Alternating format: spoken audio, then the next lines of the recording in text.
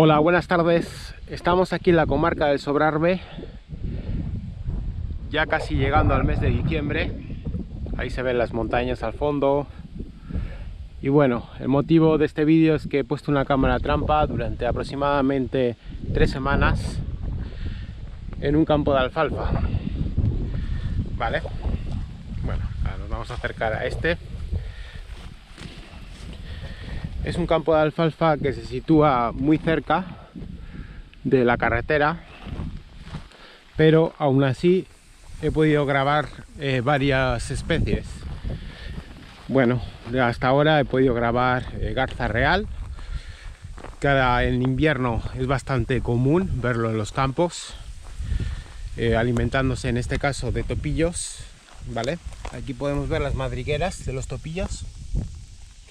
Hay mucho topillo en este campo de alfalfa.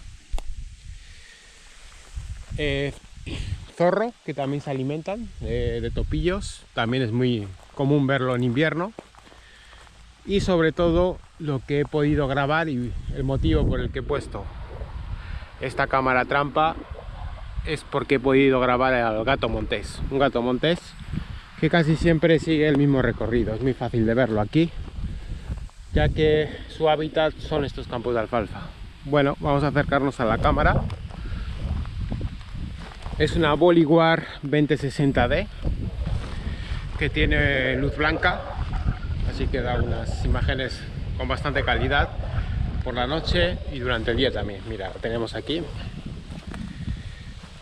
Esta es nuestra Boliguar y está enfocando a esta zona de aquí, ¿vale?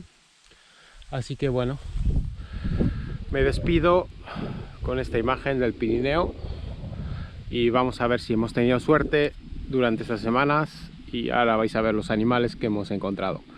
Suscribiros a Huesca Salvaje. Nuestra Boliguar y está enfocando a esta zona de aquí, ¿vale?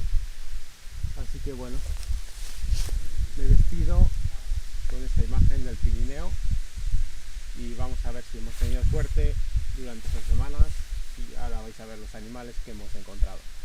Suscribiros a Huesca Salvaje.